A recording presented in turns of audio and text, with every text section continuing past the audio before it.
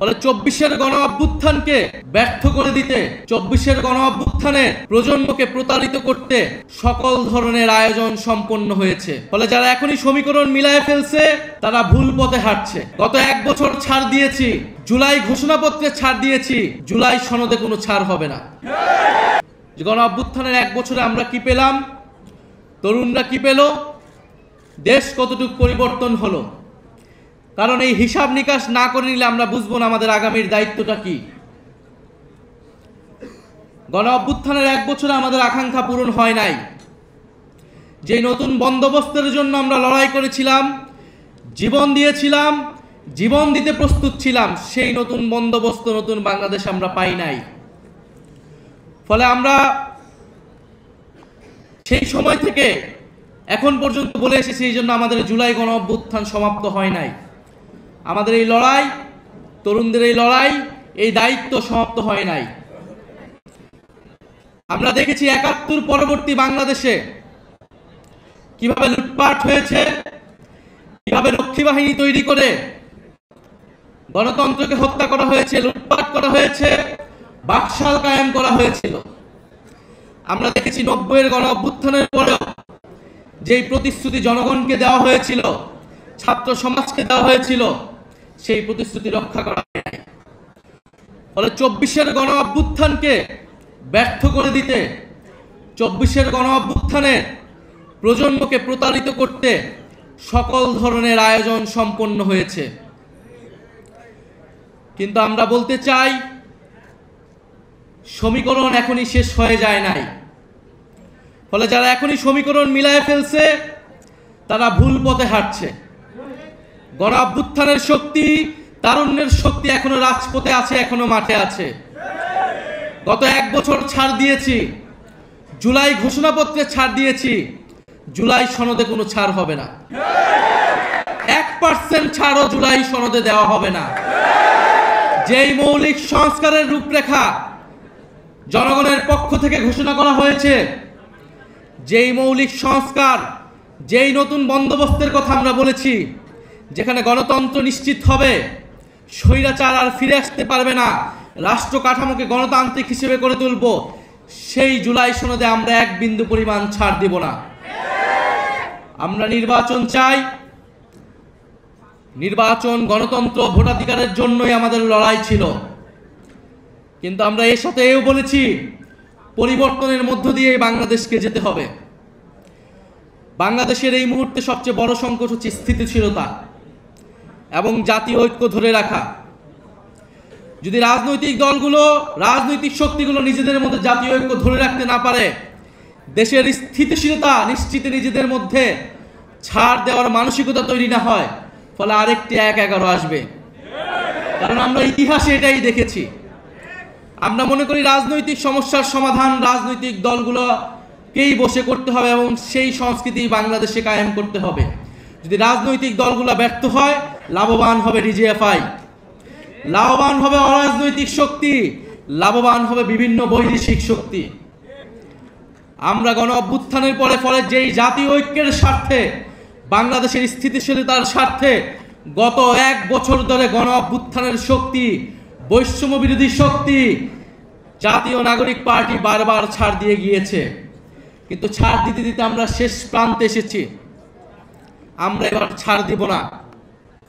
আমরা এবার আদায় করে নিব যে গণ অভ্যুত্থানের পরে নতুন বাংলাদেশের প্রতিশ্রুতি আমরা দিয়েছি, যে গণতন্ত্র প্রতিষ্ঠার, বৈষম্যহীন বাংলাদেশ প্রতিষ্ঠার প্রতিশ্রুতি দিয়েছি, অন্তর্বর্তী সরকার যেই প্রতিশ্রুতি দিয়ে, যে শহীদের রক্তের উপর দিয়ে প্রতিষ্ঠিত হয়েছে, সেই প্রতিশ্রুতি আদায় না করে এই সরকার যেতে পারবে না।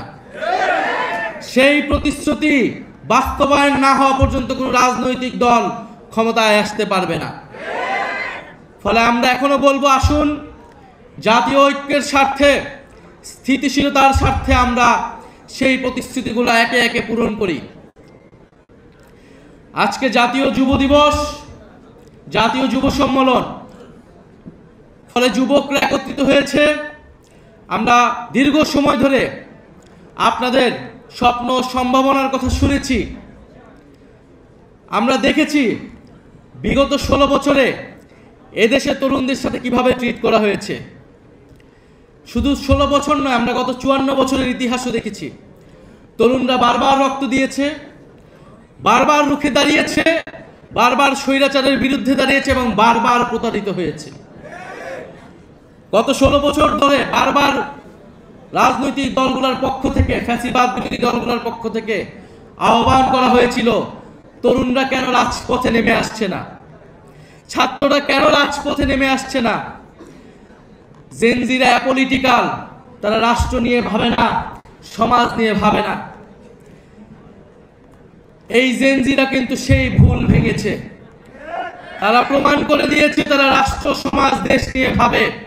সবচেয়ে দেশপ্রেমিক প্রজন্ম জুলাই গণঅভ্যুত্থানে রাজপথে নেমেছে, জীবন দিয়েছে, বুলেটের সামনে দাঁড়িয়েছে, কিন্তু বিনিময়ে কি পেয়েছে? যদি এই তরুণদেরকে আমরা বাংলাদেশের যারা ক্ষমতা কাঠামো রয়েছে, যারা ক্ষমতা নির্ধারণ করে, তারা যদি আবারও প্রতারিত করি, এই দেশের আর কোনো ভবিষ্যৎ নাই। তরুণরা বারবার জীবন দিবে, রক্ত দিবে রাজনৈতিক দলগুলোকে ক্ষমতায় নেওয়ার জন্য, আর বাংলাদেশের মহানগরের ভাগ্যের কোনো পরিবর্তন হবে না, এইটা বাংলাদেশের তরুণরা আর মেনে নেবে না। বাংলাদেশের তরুণরা একটা অমর্যাদাকর জীবনযাপন করে, একটা হীনমন্যতা নিয়ে তাদেরকে জীবনযাপন করতে হয়, একটা হতাশা নিয়ে তাদেরকে বেঁচে থাকতে হয় পরিবারে, সমাজে, রাষ্ট্রে। সে জানে এই রাষ্ট্র তাকে সক্ষম হিসেবে, দক্ষ হিসেবে গড়ে তোলে নাই, সেটা এই দেশের শিক্ষা ব্যবস্থার দিকে তাকালে বোঝা যায়। সে জানে সে যদিও কোনো না কোনোভাবে পড়াশোনা করে বিশ্ববিদ্যালয়ে যেতে পারে, বিশ্ববিদ্যালয় থেকে বের হয়ে তার কোনো কর্মসংস্থান নাই, এবং সে যদি রাজনীতিতে যোগ দেয় তাহলে চাঁদাবাজি, সন্ত্রাস, টেন্ডারবাজি করে তাকে রাজনীতিতে করতে হবে, এবং রাজনৈতিক দলগুলোর লাঠিয়াল হিসেবে তাকে সবসময় রাজনীতি করে যেতে হয়। ফলে তরুণদের এই হতাশা, হীনমন্যতা থেকেই তরুণরা রাজনীতিতে এতদিন আসে নাই, বিপ্লবে আসে নাই, রাজপথে আসে নাই। জুলাই গণ অভ্যুত্থানে তারা এসেছে, সাড়া দিয়েছে বিবেকের তাড়নায়, স্বপ্ন দেখেছিল। ফলে সেই স্বপ্ন যদি আবারও ভঙ্গ হয়, সেই স্বপ্ন যদি আবারও প্রতারিত হয়, বাংলাদেশের জনগণ কোনোদিনই ক্ষমা করবে না, যারা এর জন্য দায়ী থাকবে। কিন্তু আমরা আজকে এখানে বলতে এসেছি, সেই স্বপ্ন ভঙ্গ আমরা হতে দিব না। বাংলাদেশের জুলাইয়ের প্রজন্মকে আমরা প্রতারিত হতে দিব না। আমাদের নিয়ে যতই মিডিয়া ট্রায়াল করা হোক, আমাদের নিয়ে যতই ষড়যন্ত্র করা হোক না কেন, গণ অভ্যুত্থানের আকাঙ্ক্ষায় তরুণ প্রজন্মকে ক্ষমতায়িত করতে আমরা রাজপথে লড়াই করে যাব। আমরা বলেছি তরুণদেরকে ক্ষমতায়িত করতে হবে, এর মানে এটা না এনসিপিকে ক্ষমতায় আনতে হবে। প্রত্যেকটা রাজনৈতিক দলের তরুণরা কিন্তু রাজপথে নেমেছিল, ছাত্র সংগঠন, যুব সংগঠনরাই লড়াই করেছিল, ভ্যানগার্ড হিসেবে থেকেছিল। রাজনৈতিক দলগুলো তার কতটুকু মূল্যায়ন করেছে? প্রত্যেকটা রাজনৈতিক দলগুলো নীতি নির্ধারণের পর্যায়ে তরুণদেরকে নিয়ে আসতে হবে। গণ অভ্যুত্থানে ভূমিকার জন্য তরুণদেরকে সেই সম্মান দিতে হবে। আমাদেরকে সম্মান না দেন, আপনার দলের তরুণদেরকে আপনারা সম্মান দেন। আমরা আগামীর সংসদে, আগামীর নির্বাচনে, আগামীর গণপরিষদে আমরা তরুণদের সর্বাধিক অংশগ্রহণ দেখতে চাই। সকল রাজনৈতিক দলকে এটা কমিটমেন্ট করতে হবে। তাদের ইশতেহারে আমরা দেখব তরুণদের জন্য তারা কি ঘোষণা করছেন, তরুণদের কত পার্সেন্টকে তারা নমিনেশনের টিকিট দিচ্ছেন। এর থেকে বোঝা যাবে আপনার দলের তরুণরা, আপনার দলের ছাত্র সংগঠন, যুব সংগঠনে যারা লড়াই করেছে, তাদেরকে আপনারা কতটুকু সম্মান প্রদর্শন করলেন। বাংলাদেশের তরুণদের জন্য, যুবদের জন্য কয়েকটা বিষয় খুবই জরুরি, যার বেশিরভাগই আমাদের আজকের এই যে যুব ইশতেহার যিনি ঘোষণা করেছেন, যুবশক্তির আহ্বায়ক, তার যুব ইশতেহারে এসেছে। আমরা মনে করি শিক্ষা এবং নৈতিকতা তরুণদের জন্য, যুবদের জন্য খুবই গুরুত্বপূর্ণ। শিক্ষার মাধ্যমে তার যে নৈতিকতা, দেশপ্রেম এবং মূল্যবোধ, এরকম একটি প্রজন্ম আমাদেরকে তৈরি করতে হবে। একটা রাষ্ট্র তরুণদেরকে আসলে কিভাবে গড়ে তুলতে হয়, কিভাবে গড়ে তুলতে চায়, তার প্রতিফলন ঘটে তার শিক্ষা ব্যবস্থার ভিতরে। ফলে শিক্ষা ব্যবস্থার মধ্যে আমাদের যেই তরুণ প্রজন্ম, দেশপ্রেমিক, মূল্যবোধ সম্পন্ন, নৈতিক একটি তরুণ প্রজন্ম গড়ে ওঠার জন্য আমাদের সেই শিক্ষা ব্যবস্থার আমূল সংস্কার লাগবে। দ্বিতীয় সবচেয়ে গুরুত্বপূর্ণ হচ্ছে কর্মসংস্থান। আপনারা জানেন এই গণ অভ্যুত্থানের সূত্রপাতটাই ঘটেছিল কর্মসংস্থানের জন্য, কোটা সংস্কারের জন্য। কারণ বাংলাদেশের বিশ্ববিদ্যালয়ে পড়া তরুণদের সামনে সে জানে একটাই মাত্র অপশন, তার সরকারি চাকরিতে অংশগ্রহণ করা, সরকারি চাকরি পাওয়া। কারণ এই সরকারি চাকরি পাওয়ার মাধ্যমে সে সমাজে কিছুটা মর্যাদাপূর্ণ জীবন পাবে, ক্ষমতার অংশীদার হইতে পারে সে, অথবা সে বিদেশ চলে যেতে চায়। তরুণদের সামনে আর কোনো অপশন নাই, তরুণরা আর কোনো স্বপ্নই দেখতে পারে না। এবং চাকরি দিতে গেলে তাকে ঘুষ দিতে হয়, দুর্নীতির আশ্রয় দিতে হয়, অথবা স্বজনপ্রীতি রাজনৈতিক দলের পিছে পিছে ঘুরতে হয়, নেতার পিছে পিছে ঘুরতে হয়। ফলে আমরা গণ অভ্যুত্থানের সময় যে স্লোগান দিয়েছিলাম, মেধাভিত্তিক বাংলাদেশ আমরা গড়ে তুলতে চাই, দুর্নীতিমুক্ত প্রশাসন আমরা গড়ে তুলতে চাই, এবং তরুণদের জন্য যে কর্মসংস্থান, বিনিয়োগ, উদ্যোক্তা, সেই ধরনের পরিবেশ, সেই ধরনের বিনিয়োগ, সেই ধরনের অর্থনীতি বাংলাদেশে আসলে গড়ে তুলতে হবে। তৃতীয়ত হচ্ছে শারীরিক এবং মানসিক বিকাশ। তরুণরা কি খাবার খায়, তরুণদের মানসিক স্বাস্থ্য, আমাদের তরুণীদের মানসিক স্বাস্থ্য, এর উপর নির্ভর করে দেশের ভবিষ্যৎ, জাতির ভবিষ্যৎ। আমরা বিশ্ববিদ্যালয়ের হলগুলোতে দেখি কি ধরনের খাবার খেয়ে বছরের পর বছর একজন ছাত্রকে, একজন তরুণকে বেঁচে থাকতে হয়, লড়াই করতে হয়। তার প্রতিদিন খাবারের চিন্তা করতে হয়, সে পড়াশোনার চিন্তা করবে কখন। এবং বাংলাদেশের শিক্ষা প্রতিষ্ঠানগুলোর একই অবস্থা। শিক্ষা প্রতিষ্ঠানগুলোতে তরুণদের জন্য, তরুণীদের জন্য মানসিক স্বাস্থ্যের কাউন্সিলিংয়ের কোনো ব্যবস্থা নাই।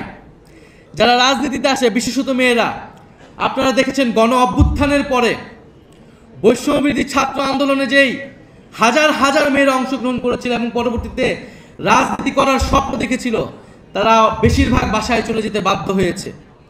সোশ্যাল মিডিয়া থেকে শুরু করে সামাজিক পরিসর, রাজনৈতিক পরিসরে তারা বুলিংয়ের শিকার হয়েছে, মানসিকভাবে তারা বিপর্যস্ত হয়ে গিয়েছে। এবং জাতীয় নাগরিক পার্টি সহ বাংলাদেশে রাজনীতি করে সকল তরুণীরাই, তরুণী নেত্রীরাই কিন্তু এই সমস্যার ফেস করতে হয় তাদেরকে। ফলে সেই শারীরিক এবং মানসিক স্বাস্থ্যের দিকে আমাদের সবসময় খেয়াল রাখতে হবে। আরেকটি গুরুত্বপূর্ণ বিষয় হচ্ছে জাতীয় প্রতিরক্ষার অংশ হিসেবে তরুণদেরকে গড়ে তুলতে হবে। তরুণদেরকে সামরিকভাবে ট্রেনিং করতে হবে, বাংলাদেশের গণপ্রতিরক্ষার অংশীদার করতে হবে তরুণদেরকে। বাংলাদেশের সার্বভৌমত্ব রক্ষার জন্য তরুণদেরকে সবসময়ের জন্য প্রস্তুত হিসেবে রাখতে হবে। বাংলাদেশের তরুণরা লড়াই করতে চায়, যুদ্ধ করতে চায়, দেশ গঠন করতে চায়। এখন এই তারুণ্যের যে শক্তি, গণ অভ্যুত্থানের পরে যে শক্তি বাংলাদেশের তরুণদের মধ্যে এখনো রয়েছে, সেই শক্তিকে আমরা কতটুকু কাজে লাগাবো, এই রাষ্ট্র কতটুকু কাজে লাগাবো, সেই সিদ্ধান্ত আমাদেরকেই নিতে হবে। প্রিয় বন্ধুগণ,